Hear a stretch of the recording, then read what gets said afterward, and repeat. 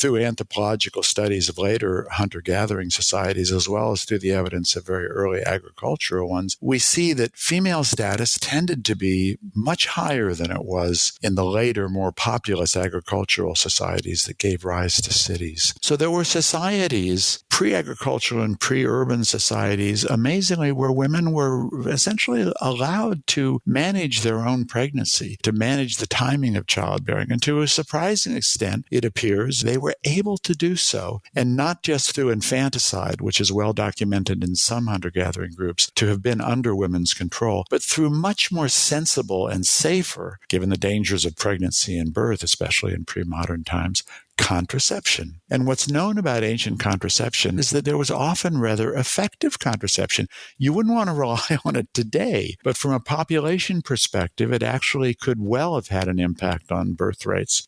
That's Robert Engelman, longtime researcher and writer on environmental, demographic, and reproductive health. We'll be talking with Bob about the many experiences and illuminating insights he's gained over the past several decades working in the field of sustainable population in this episode of the Overpopulation Podcast. Welcome to the Overpopulation Podcast, where we tirelessly make ecological overshoot and overpopulation common knowledge. That's the first step in right-sizing the scale of our human footprint, so that it is in balance with life on Earth, enabling all species to thrive. I'm Nandita Bajaj, co-host of the podcast and executive director of Population Balance. I'm Alan Ware, co-host of the podcast and researcher with Population Balance, the first and only nonprofit organization globally that draws the connections between pronatalism, human supremacy, and ecological overshoot, and offers solutions to address their combined impacts on planet, people, and animals. And in honor of World Population Day today, we are excited to welcome longtime sustainable population advocate Robert Engelman to our podcast. Robert Engelman is a researcher and writer on environmental, demographic, reproductive health, and gender-related topics. A former president of the World Watch Institute, an environmental think tank, Engelman is currently a senior fellow with the Population Institute and has held leadership positions as well with Population Action International. He co-founded and chaired the board of the Center for a New American Dream, an organization that advocated for lower consumption in North America. A former newspaper reporter, Engelman has served on the faculty of Yale University as a visiting lecturer and was founding secretary of the Society of Environmental Journalists. Prior to his association with the Population Institute, the organization awarded his book, More, Population, Nature, and What Women Want, the 2008 Global Media Award for individual reporting on population. His writing has appeared in scientific journals and news media, including Nature, Scientific American, The Washington Post, and The Wall Street Journal. And now on to today's conversation with Bob Engelman. Well, it is so great to have you here with us today, Bob. We've been chatting for a number of years, and it's wonderful to have this opportunity to dig into your work more deeply today. You have a remarkable and varied background as a journalist, a researcher, an author, a lecturer, and a nonprofit leader.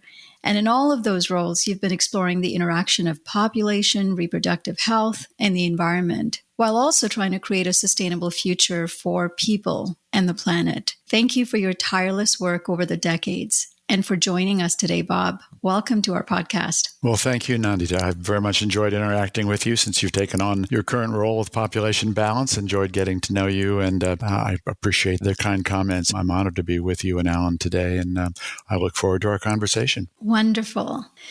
We'll go back into your history a little bit. Bob, you were a journalist for 15 years before you moved into the field of population and sustainability research advocacy. What experiences prompted that shift into this work? I had a wonderful career in journalism.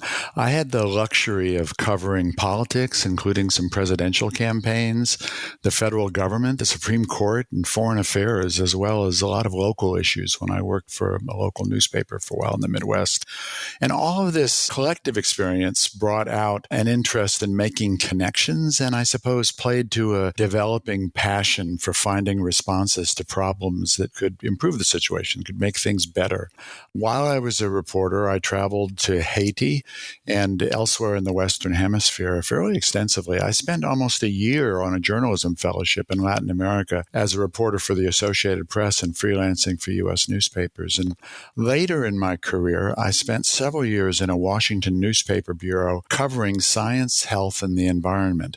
And this was a beat that I had designed myself when there was sort of an opening for me to move into it for the purpose of drawing connections among all these fields. I loved it. There was endless opportunity for enterprise reporting in this area. I was there at a great time. I had quite a few front page stories. Climate change was a new story. At that time, we called it the greenhouse effect. The ozone hole had just opened up over Antarctica, and there was a growing awareness of the loss of biological diversity. So I had a lot of fun with that, really learned a lot, and got very interested in all these issues and how they interacted with essentially human activity and the human presence on the planet, the scale of human activity on the planet. Unfortunately, the beat didn't get full buy-in from my editors, and eventually I was promoted to cover the U.S. House of Representatives, where at that time there was a combative conservative guy named Newt Gingrich, who was a newly emerging Republican leader in the House and was getting mobbed by reporters. I found I had no interest in being part of that mob. I gave myself a bit of time to see if I could find a reporting job with some other news organization, basically turning global environmental change into a beat, which seemed to me a sensible idea. This was basically in the very early 90s, the late 80s and early 90s, I guess. Unfortunately, that beat didn't exist. And if you think that there isn't enough attention to these kind of issues now, you should have been around then. There was really effectively none, or very little, I should say. But by that point, I was beginning to feel that the expertise that I had gained as an environmental journalist particularly could probably be better applied actually working for change rather than simply reporting on what other people were saying and doing. And around this time, I had met a family planning advocate named Sharon Camp, who proposed to me an idea that really has guided my career ever since. Sharon had the idea that if women were really able to decide for themselves if, when, with whom, and how often to become pregnant, without outside pressure, either pro or con, could make these decisions freely on their own, presumably in consultation with a partner, and could put these reproductive intentions safely into effect, that population growth would end. Well, as a journalist, I was a little bit skeptical about that, but I thought it was a really interesting idea, and I wanted to explore it. I ultimately took a job with her organization, developing a new program that explored connections between women's lives, population, and the environment. It was a huge career decision. It was a big decision to leave journalism, which I'd been in so long, and I had a degree in journalism I'd gotten from Columbia University. It surprised a lot of my friends and colleagues, but it was definitely the right decision, and I've never looked back. Wow. And did you see during that conversation that you had with Sharon Camp that your proclivity to cover environmental issues were somehow related to the beat that she was offering you in terms of reproductive health? Oh, yes. I should have pointed out that I saw population itself as seamlessly part of this picture. And particularly in traveling to Latin America and to Haiti, I saw really the impact of women and families and couples on the margins of society really having very, very little choice about the timing of pregnancy, the timing of childbirth, and putting up with some of the impacts of that. It was clear to me when I was traveling as a journalist in these areas that this wasn't some aspiration that people had generally, that everyone wanted to have large families. Not that it was unknown to want to have a large family, but that didn't seem to be the rule to me. And I, in fact, had conversations. I learned to speak Spanish when I was in Latin America, and I had conversations with young women who wanted to know, what's it like in the United States? What people seem to have smaller families in the United States. How do they manage that? And, this is why I mentioned the impact of health in the beat that I was covering, because I was covering medicine and health along with the environment. and science. All of these came together in a very unified way, I felt, as a journalist in population. And as a matter of fact, when I was still a journalist and hadn't been contemplating leaving journalism, I wrote a novel. It's another story. The novel ended up not being published, but it was formative in my own thinking that very much involved family planning and basically a kind of a messianic movement of people in Haiti at that time. It was fictional to a large degree, but a messianic movement to try to basically get access to family planning and change the way they lived and change the way they dealt with nature. And all of these things had a big impact on me. So when Sharon essentially offered me this idea of heading up a new program on population and the environment, I had reservations. It was such a big change from what I'd been doing. And as I say, a lot of my colleagues kind of looked at me quizzically, "You're going to do that?" But I knew it was something I wanted to do. And I should say I had the benefit of good advice from my wife. She said to me, "This is something you are really interested in and really passionate about. You ought to just grab this and do it."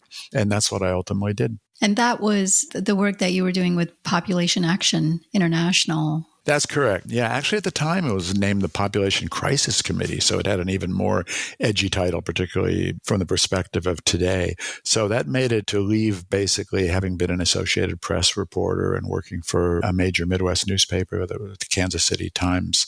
At the time was the morning paper in Kansas City. I was both working there and also in Washington for them.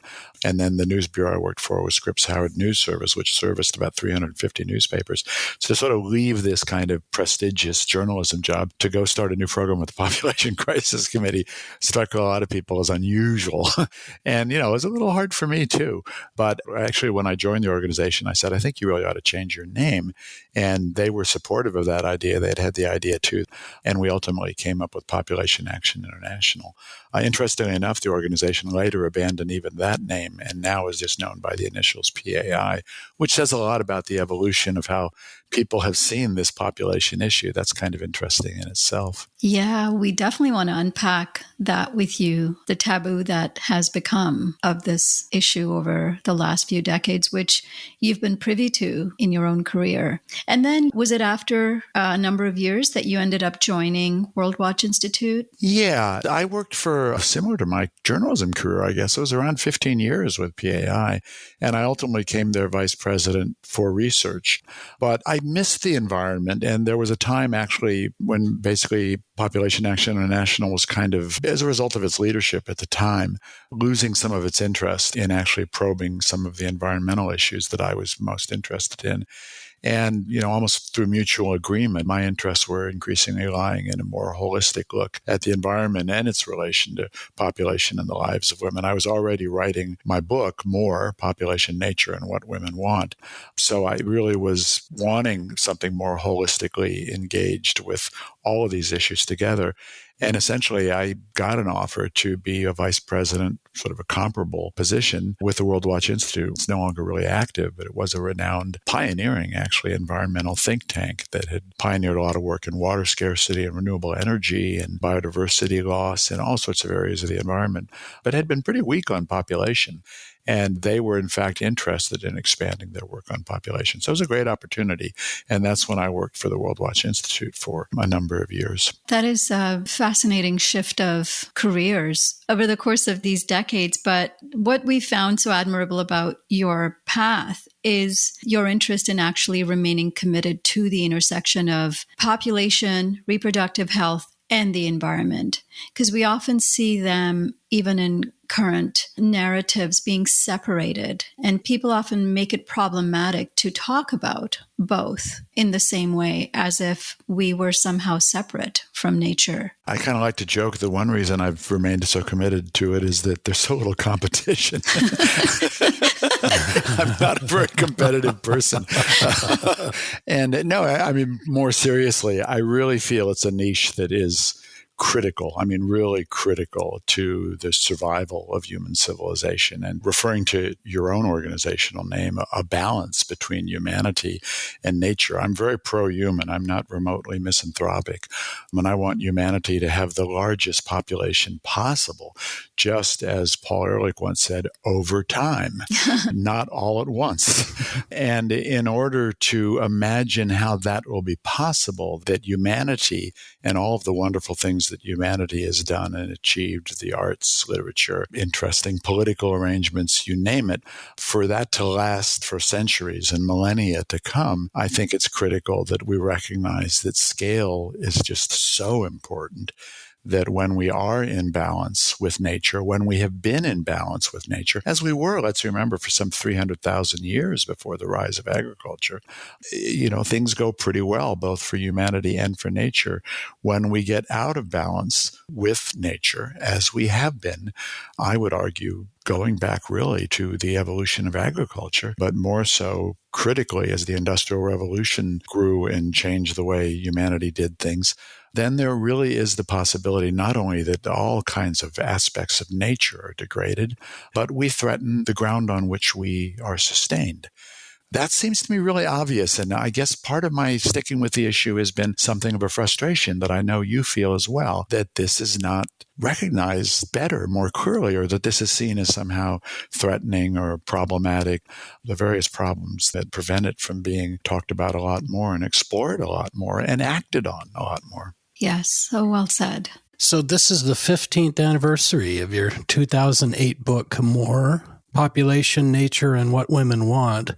And in that book, you argue that throughout history, mothers haven't been wanting more children, but more for their children. And you provide many historical examples over millennia of how women have attempted to control their fertility and how that ability changes over time due to social, economic, cultural factors. Can you provide us a Cliff's Notes summary of some of the main highlights of that broad sweep? Yeah, first of all, I thank you, Alan. I guess I would like to say that I would probably retitle the subtitle now. I think the phrase "what women want" has been somewhat misunderstood and probably provided a few barriers to people really grasping the work. It really was very much about maybe not necessarily everything women want, but something that women want, which is what I will respond to in your questions. When people would ask me, what do women want in terms of your book?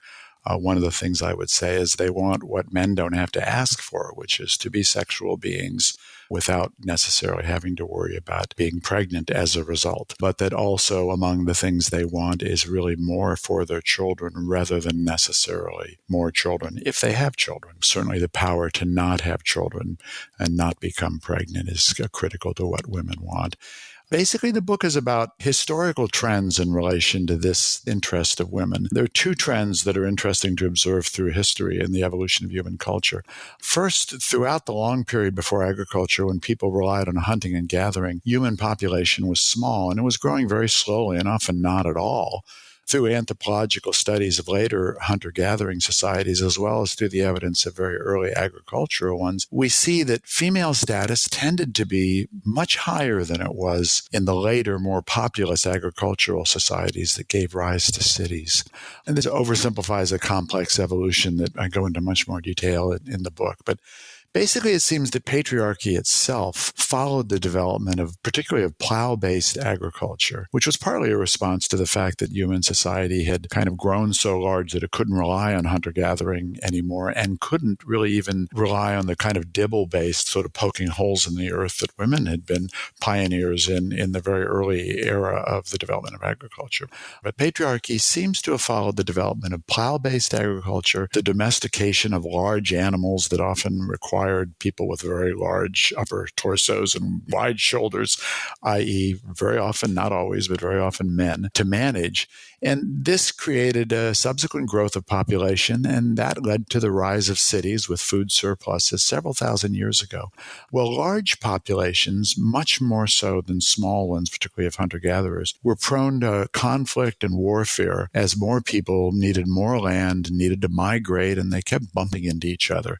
These developments made for something of a vicious cycle in which generally powerful males ruled and tended to want more laborers to build basically what I would call ego monuments, pyramids, and giant structures to declare the glory of these male leaders, and also more warriors to hold the power structure together and to essentially expand their influence. And that's kind of a history that goes along with the early rise of cities. This, unfortunately, raised the value of women as childbearers, basically procreators, to the exclusion of their other creative roles, which had been very much valued as early human art, gives us a hint of, and their role basically as gatherers, medicinal experts, herbalists in much earlier in human history.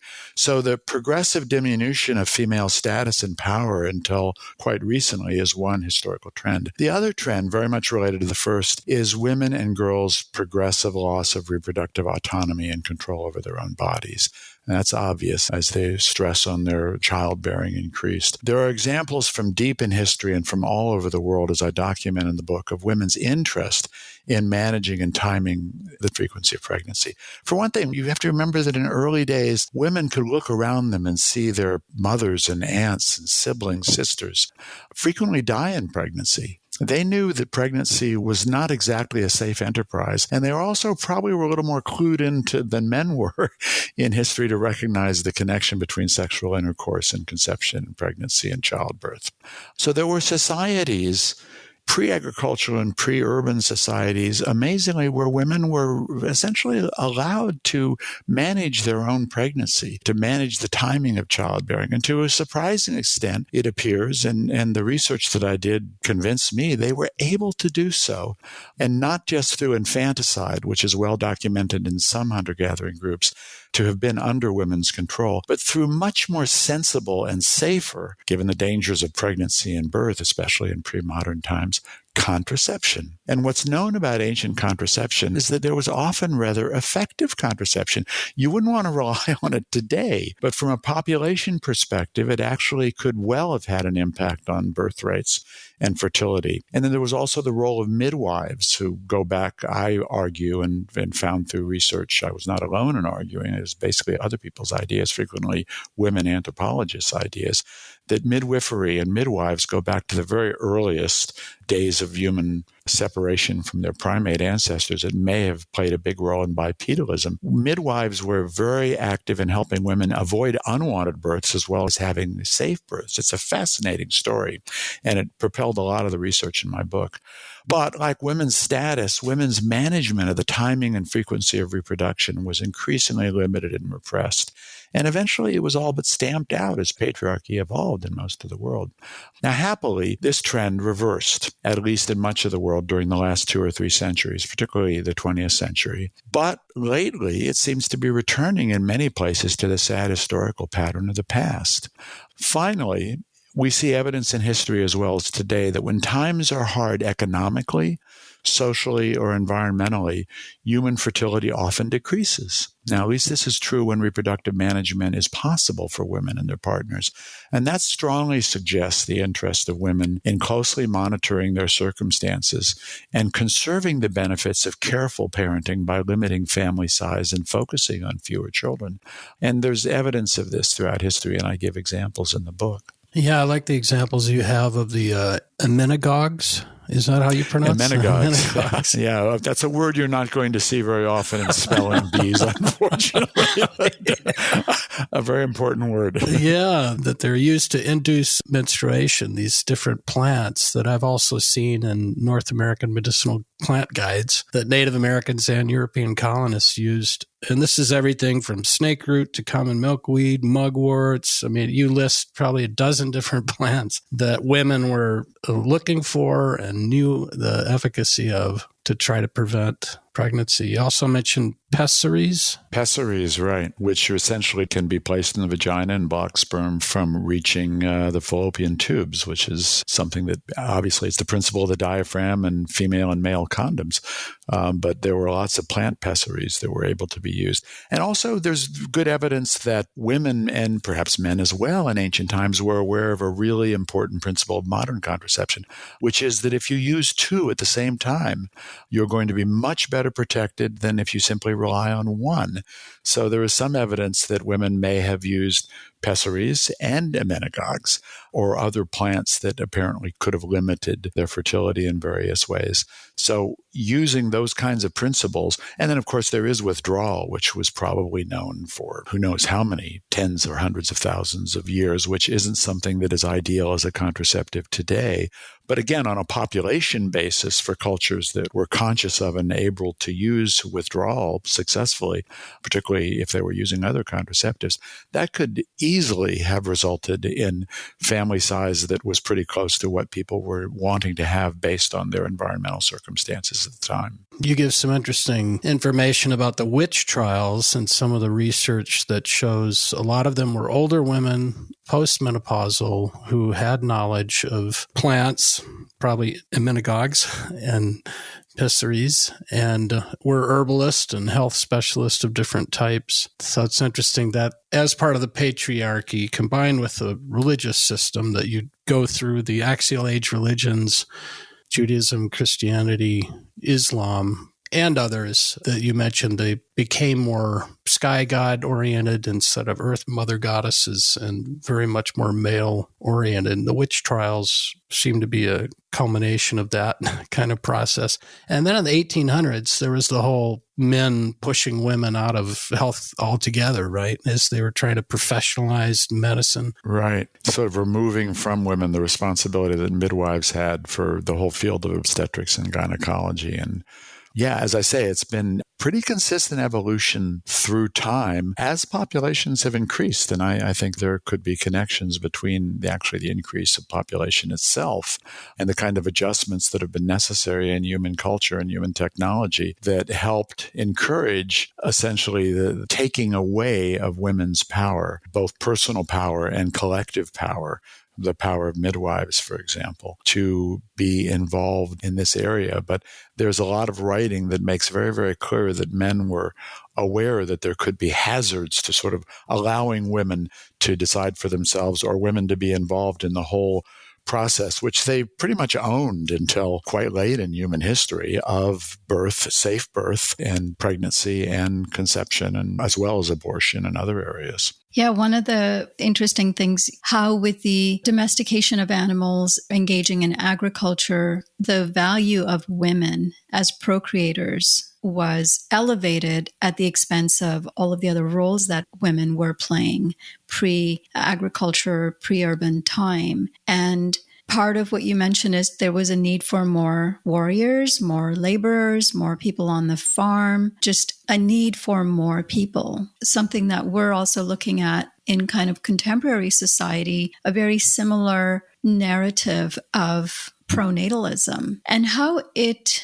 continues to undermine reproductive autonomy in a number of ways. We are seeing now that women in many developed and even in some developing countries are gaining education, skills, income that rival or exceed men's. And this is leading to the transformation of family structures. People are generally having fewer children, and many are even foregoing marriage and childbirth. And from what you've shared historically, there's kind of a reclaiming of reproductive autonomy. Women are rejecting some of the institutions that have suppressed their power over themselves and their bodies. What do you think this kind of rise in reproductive autonomy might mean in the future for the size and structure of families? And how are you generally seeing this kind of trend being reported in the media? We've got our ideas of what we're seeing, but you've been at this for a lot longer and you've kind of looked at the historical aspect of autonomy. That's an excellent question, Nandita.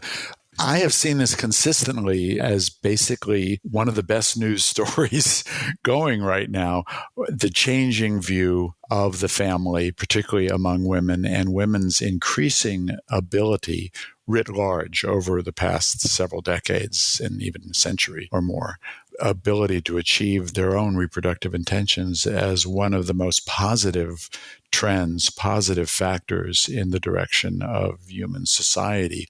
When you think about the fact that fertility has come down from about 5 children per woman on average worldwide in the 1950s to something like 2.3, 2.4 maybe. It might be even going lower than that now worldwide. Imagine what world population would look like.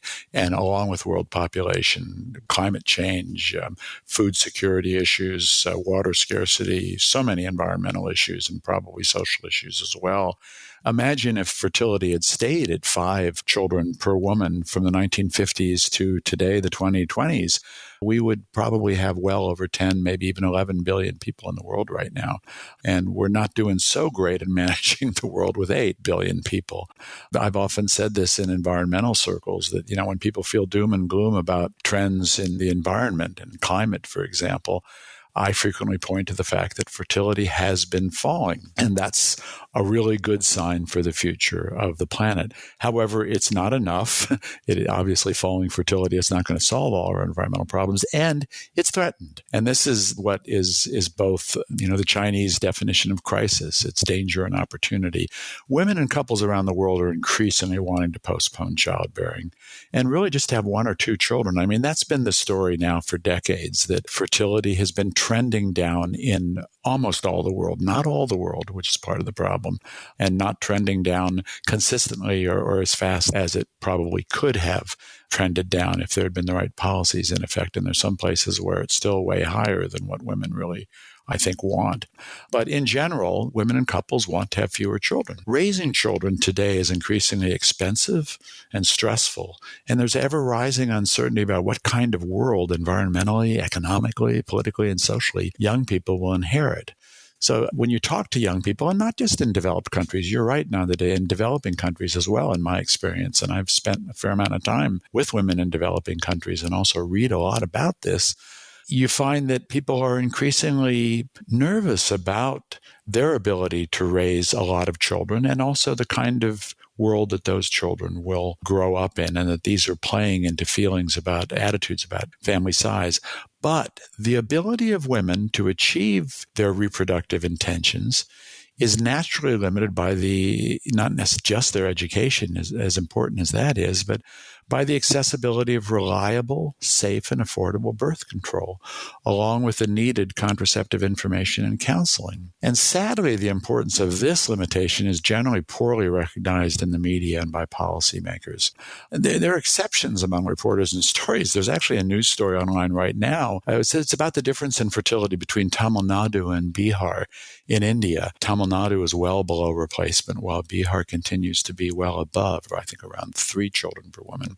And the reporters actually relate this very explicitly to the difference in access to family planning, and they make clear that much of the pregnancy in Bihar is unintended. And they quote women saying, "I never wanted to have this many children. It's really a problem for me, but my husband doesn't want to use condoms. He thinks they're going to kill him, or I just can't find any good information." But unfortunately, stories, and this was a pretty good story, it's in the Washington Post. Unfortunately, stories like these stand out precisely because they're exceptional. There's a lot of confusion in the media about reproduction and reproductive intention. Not only is the importance of contraception as essential to intentional childbearing routinely understated or ignored, but reproductive intention itself is widely misunderstood. Here's an example. Some in the news media seem to believe it's a real travesty that women in developed countries on average are having fewer children than they say they want. And what they say they want is their reported desired family size. This is a demographic term of art. And their desired family size would suggest that they really want to have 2 or even more children on average, and yet they have fewer than 2, sometimes closer to 1. But people don't seem to understand that desired family size is an aspirational ideal that has often very little to do with people's real circumstances.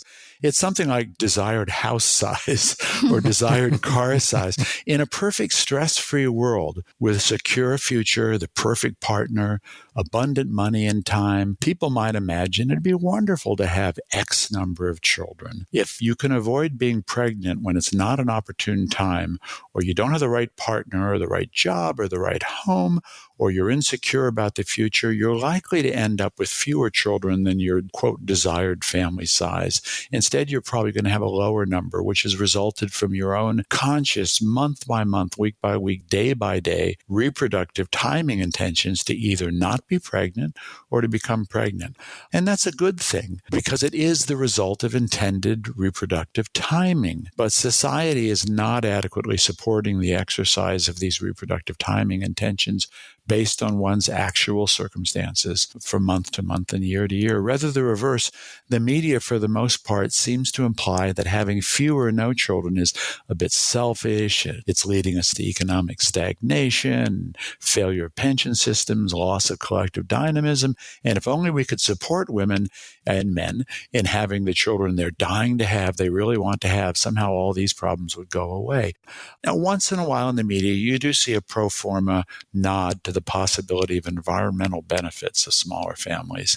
But I have to say, such benefits are never, and I think I can say never, seriously explored in the media. The media is not comfortable really digging into, are there good reasons for population to grow more slowly, to stabilize, and in fact possibly to decline, and particularly looking at the environment, but looking at other issues as well.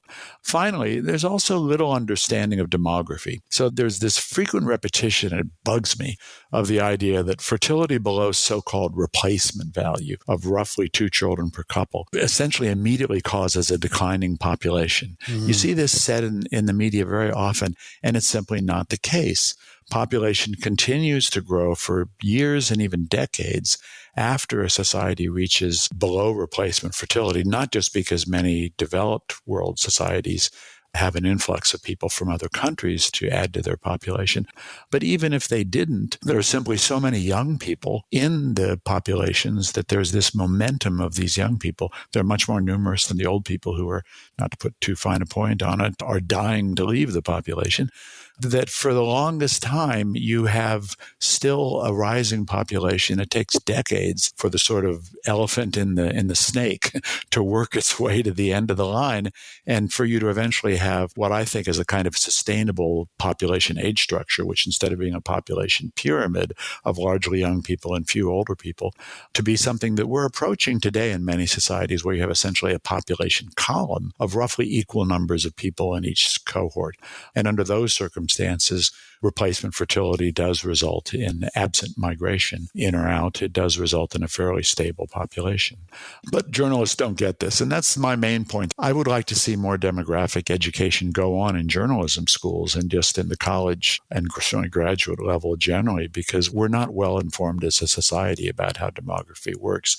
And that's a problem. It's one of the reasons we don't talk much about population. We don't get it. We don't understand it. And we need leadership in that area. Yeah, we're with you completely on that. Yeah, and there were so many little nuggets that you brought up that I want to try to respond to a couple of those. One was, of course, you talked about this really positive and natural trend that we have been seeing toward a declining fertility from 5 in 1950 to 2.3 today. And that, of course, has been a result of concerted, positive, empowering efforts to help realize reproductive autonomy for women that hasn't been available for so long. And we see that in every country that women gain autonomy, we see that trend accelerate toward a declining fertility. And so, instead of continuing to support and accelerate that trend in the right direction, we have been seeing this kind of alarmism that a declining fertility for some reason is a really bad thing. It's just missing the point of why the fertility is declining, is because we are moving toward a more gender equal society where people have lots more opportunities. People have decision-making power in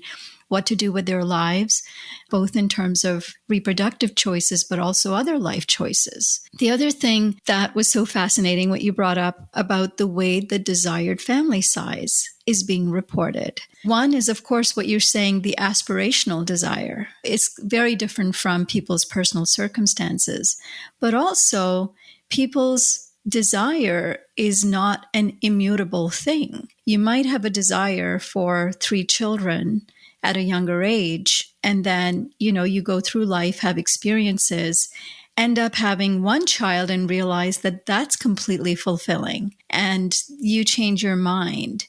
And you end up not having what you thought the desired number of children was. So to what degree are surveys capturing life satisfaction at the current level of fertility compared to what you said you wanted? And why is it being reported as a gap that needs to be fixed? Of course, the other aspect of cultural norms that a lot of people don't think about is the degree of coercive pronatalism that is at play in, for a lot of people, constructing what the desired family size is. The desire itself is a product of the cultural norm within which people reside. And, we've talked about that in our paper, is the degree to which people are asked their desired family sizes, how much that matches what the cultural norm or the fertility level within a certain culture is, and the different types of punishments that are in place for people who move away or not conform to that fertility level, depending on the degree of patriarchy and religious control that's driving that. There's a paper that was written by Partha Dasgupta and Aisha Dasgupta. They call it socially embedded preferences. And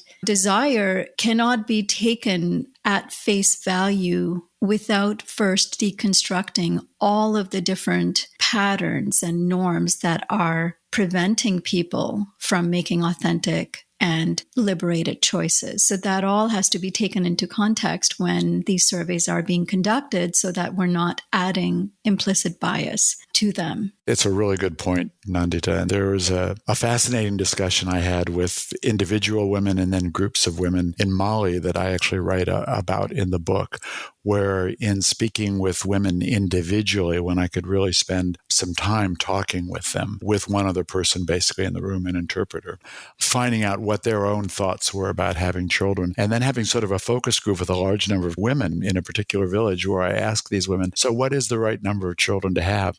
And a few women spoke up and said, oh, I think 2 would be great. And then you could hear other women saying, and the translator was relaying to me, oh, let's not say 2. That's too few. We need to say at least 3. Or we need to say 4.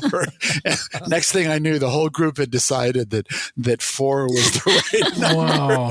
And it was just really real evidence of how a thesis that I have, in part that I was trying to demonstrate in the book, but it just unfolded delightfully for me right in this dark village place that I was at in Mali, this room I was in, that women, when they're looking at themselves in the mirror and asking themselves, do I want to be pregnant right now or do I not?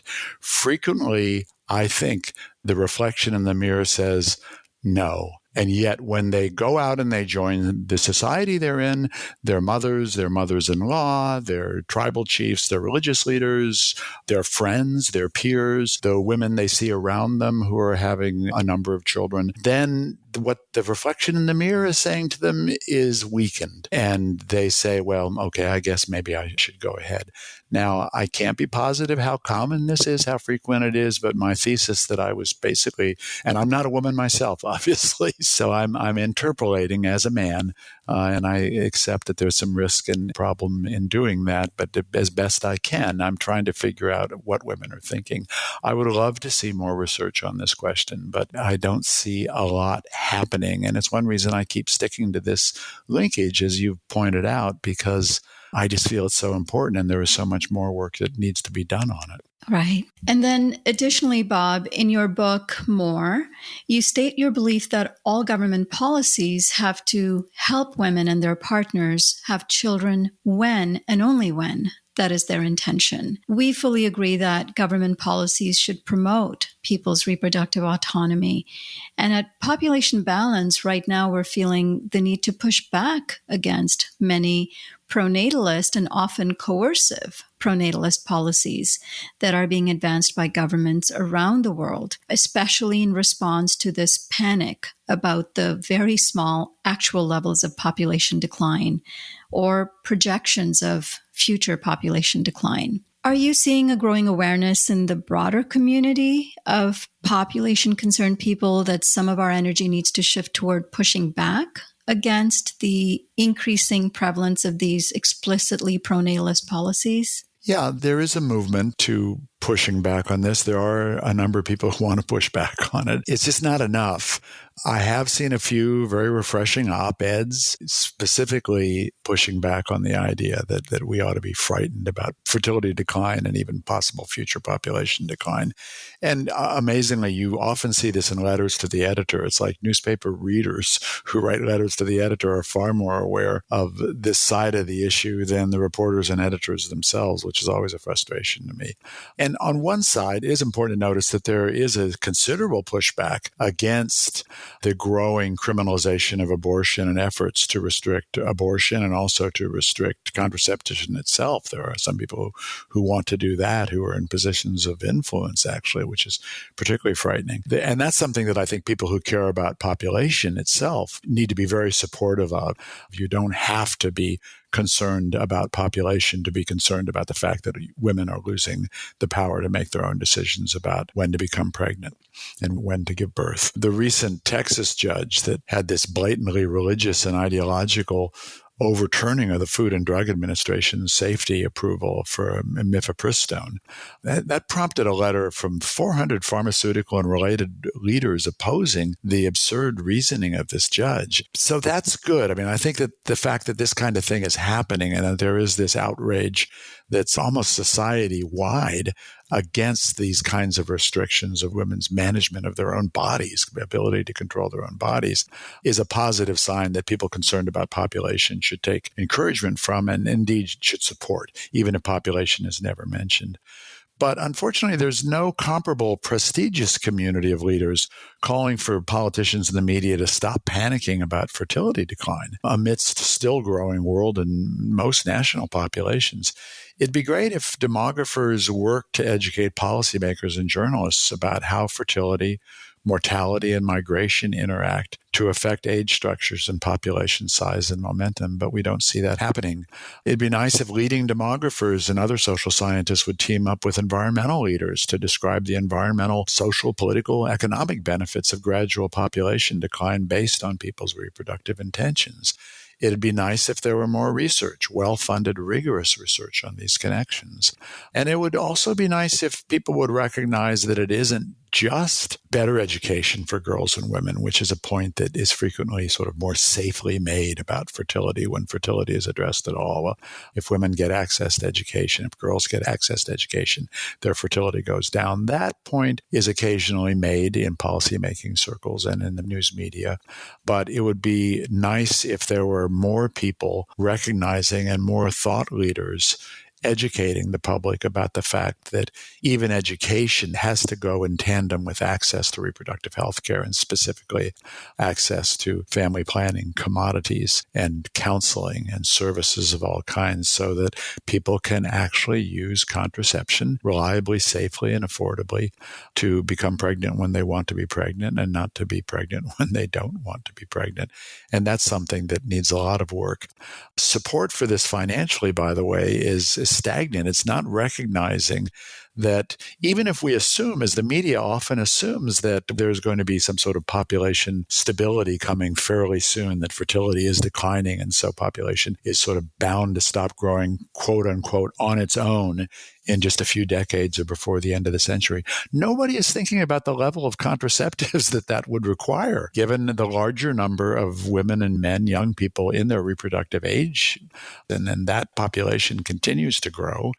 But also the greater number of contraceptives and contraceptive services that will be required for lower fertility to actually happen. People need to have reliable contraception for the vast majority of every week, every month, every year of their reproductive lives, pretty much from puberty or the beginning of sexual experience to the end of their reproductive lives. And there's just very, very little thought that's given to this and understanding that's given to this. This is what we really need to work on in relative to the news media and to policymaking. Thought it was interesting what you mentioned about demographers. It would be wonderful if they worked with environmentalists and academics to prepare us for population decline, and that it's not a cataclysm, but it seems to me demographers usually work in service to growth economics, looking at how many retirees, how many kids in the schools, how many workers. Absolutely. Demographics has a whole new meaning today, and it's actually about business, the demographics of marketing, the demographics of who will buy this and who will buy that. There used to be a time when leading demographers called attention to the growth of human population and concerns about it. And now the whole field has really, just like so much of the academic and intellectual and elite world, turned away almost out of fear to calling attention to what's really happening in the world's population. That is a risk and a danger to our continued existence as human civilization, and focusing on sort of micro issues of particularly related to business, but also related to education and some other areas where demography matters, and it is indeed important. But yeah, demographic leadership is sadly lacking and is much needed right now. Yeah, that's right. We were very glad to interview Vegard Skrbek, a population economist and author of Decline and Prosper, who's one of the rare demographic economics kind of guys who says it won't be all doom and gloom. And actually, he's having some European governments invite him in, not just to look at how do we prevent this in a panic sort of way through raising birth rates or immigration, but how are we going to adapt to it realistically? And what are all the great benefits, environmental and otherwise, to it? So I liked how you laid out what could be if we just had a reasonable welcoming of this population decline and all the intellectual firepower that could be directed toward that project, and how there's very little. Well, I think it's important that your group and groups like yours look at the alternative to endless growth, which I might call endless sharing. This is an important response to these concerns. And I think it adds to the name balance in your organizational name that you've both acknowledged human rights and the importance of rights-based access to reproductive health and sexual health and rights, but as well to the point that economically we need to be thinking about counterbalancing the need to improve human well-being, not just through continued growth worldwide, but through re-examining and reimagining what equity could look like, economic equity, social and political equity. Because that's really where those of us who are saying we cannot grow indefinitely and we need to think now about managing a retreat from growth, we need to be engaged in the dialogue, in the conversation that's occurring about how do we reshape society so that growth is no longer necessary, but poverty still comes to an end eventually and at least moves toward an end.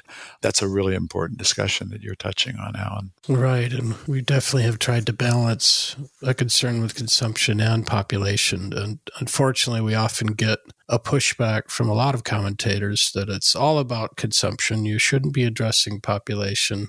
That argument that it's all about consumption, it's not at all about population. It's a go-to argument that people use to sort of keep the discussion away from population, I think.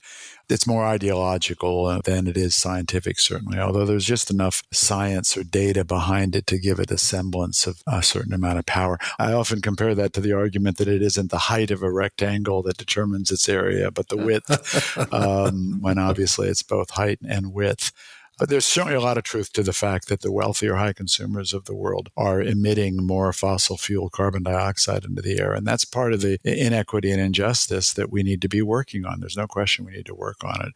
But that doesn't take away from the fact that population itself has major impacts on multiple areas of the environmental stresses that the world is feeling right now, particularly scarcity of renewable fresh water, which is not much affected by high-end consumption in a different continent altogether, and the loss of biodiversity, which is much affected by the expansion of food production, which is needed for a higher population, and the expansion of living space, which is needed by higher population. So the argument is not difficult to show a more scientifically based alternative analysis, but unfortunately it's just common enough and powerful enough to be useful in shutting down the discussion on population and the environment. I was fortunate enough to write an article that was accepted by Science magazine, a great place to have a peer-reviewed scientific paper, co-authored with Eileen Christ, who's now on your board, a wonderful author and expert on these issues, and Camilla Mora, who's a prominent biologist out of the University of Hawaii. on the trade-off between the needed expansion of food production to feed higher populations and the loss of biodiversity, that there is a well-recognized tension between expanding food production, whether it's by expanding farmland or just intensifying the use of inputs to produce more food in the same amount of land, and biological diversity, not just the diversity of wild animals and plants, but the sheer number of wild animal and plants, which is decreasing in many cases around the world. And our purpose in writing this was not to draw attention so much to this tension, which is well recognized in the field, but to point out that very few people, almost none we could find, were noting the benefits that positive rights-based population policies could have in easing this tension by eventually bringing population growth effectively to an end. And that was the whole point of the article. And it was wonderful that it was published by Science, and it's gotten a lot of attention. It's been cited possibly hundreds of times. I keep seeing new citations of it, which is very gratifying, but it's been frustrating to see that almost all of the uses or citations of the article have used it basically to just point to this fundamental tension between increased food production and decreased biodiversity, and almost none of them have drawn attention to the point that we were making about the usefulness, the importance of thinking about rights-based population-related policies to help ease this tension, and particularly the strategies that we recommended, which focused on the well-being and education of women and the removal of barriers to family planning and reproductive health services. So this, again, is one of the difficult challenges we face in writing about these issues. And I think the lesson I draw from it is just to keep at it. We just need to keep working, and eventually I think the message will get through more and more. So you've been on the front lines of understanding the relationship of population and environment for over 30 years, quite a bit over 30 years. You noted in a YouTube video that we've got to face the gloom and doom. And if we hope to come up with realistic answers to our problems, we have to face that gloom and doom. Despite the great need to be realistic and sober in our diagnosis of our ecological predicament, there's still an enormous amount of overly optimistic thinking, especially around the idea that technology and markets can save us. And you had noted in an article in 2013 you wrote called Beyond Sustaina-Babble that you were seeing a lot of greenwashing in many governments and business pronouncements and actions. And do you think society as a whole has moved forward in directly addressing the scope of the challenges we face, or has the greenwashing and green wishing gotten worse, in your opinion? I think it's actually improved somewhat. Again, just not enough, I guess I would say. I have been amused and delighted that sustaina-babble seems to have become, with a certain limited audience, something of a neologism or a thing.